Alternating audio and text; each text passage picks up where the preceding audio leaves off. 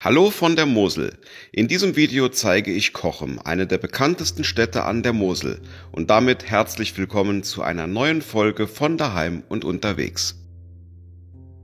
Wir sind in Cochem, der mit rund 5000 Einwohnern kleinsten Kreisstadt Deutschlands.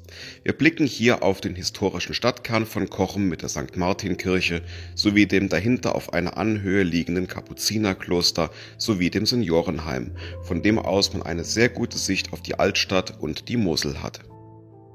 Cochem ist eine typische Moselstadt.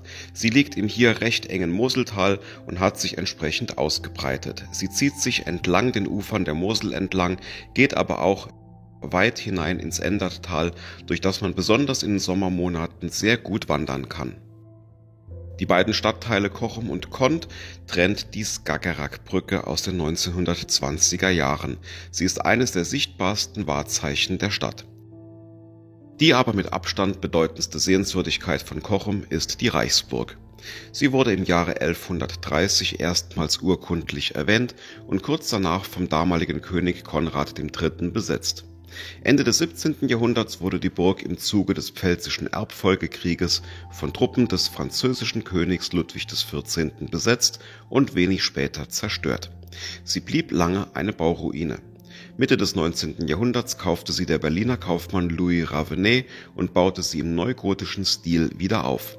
Dieses Bild trägt sie bis heute. Cochem war bereits zu Römer- und Keltenzeit besiedelt gewesen. Erstmals erwähnt wurde die Stadt im Jahre 866. Damals hieß sie noch Cuchuma. Es war ein langer Prozess in der Namensgebung, ehe dann im 19. Jahrhundert schließlich aus Kochheim Cochem wurde.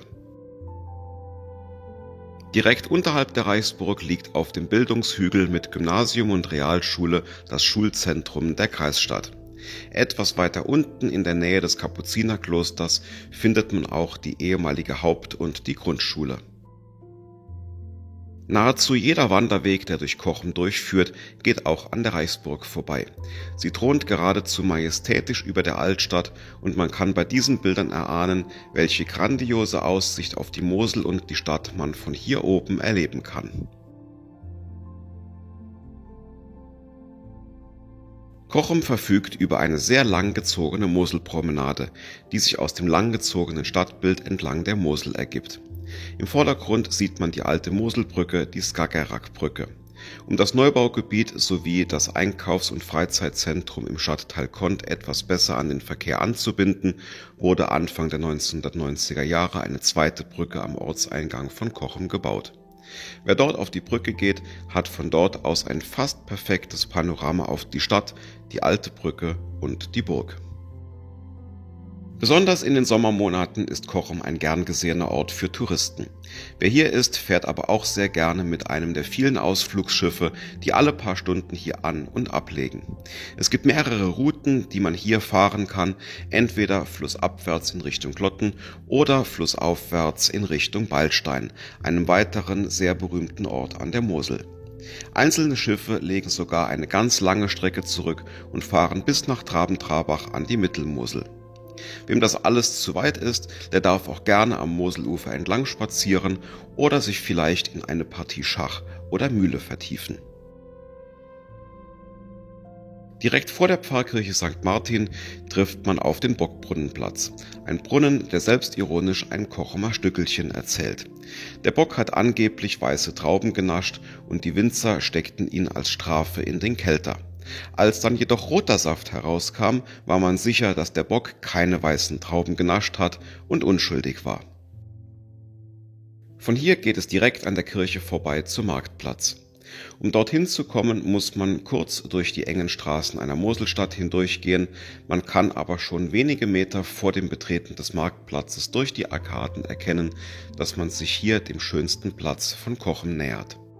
Wie eng hier alles verbaut ist, das sieht man hier aus luftiger Perspektive. Der Marktplatz kann erst gar nicht richtig ausgemacht werden, so dicht stehen die Häuser um ihn herum. Erstmals wurde der Marktplatz und der dort im Zentrum stehende Marktbrunnen im 15. Jahrhundert erwähnt. Schon damals trug er das Standbild des heiligen Martin. Der heute sichtbare Martinsbrunnen entstand im frühen 20. Jahrhundert. Die Skulptur des Stadtpatrons ist heute aus Bronze, im Mittelalter war die Figur aus Stein gehauen. Wer von der Kirche aus in die andere Richtung geht, gelangt in die Fußgängerzone. Eine recht enge Straße, fast wie eine Drosselgasse, an der diverse Restaurants und Kneipen fast nahtlos ineinander übergehen. Wirklich schön finde ich diese Straße nicht. Die helle Moselpromenade gefällt mir tausendmal besser. Wer bergsteigen möchte und zu einem der schönsten Aussichtspunkte über Cochem, dem Pinner Kreuz, gelangen möchte, der kann die Füße in die Hand nehmen und diesen steilen Berg erklimmen. Wer es aber lieber bequem haben möchte, der kann die 155 Höhenmeter auch ganz elegant mit einer gemütlich fahrenden Sesselbahn überbrücken. Die Fahrt hier hoch ist ein besonderes Erlebnis. Am Fuße der alten Kochemer Brücke gibt es noch 2 weitere Sehenswürdigkeiten der Kochemer Altstadt zu sehen. Zum einen das Schwarze Enderttor mit der Torschenke. Hier war früher die Stadt zu Ende, bevor man ins langgezogene Endertal gelangen konnte.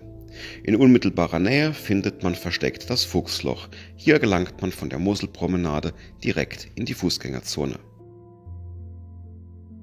Wenn du dich für Sehenswürdigkeiten aus der Eifel-Mosel-Region interessierst, dann findest du in der beigefügten Playlist bestimmt ein weiteres Video für dich.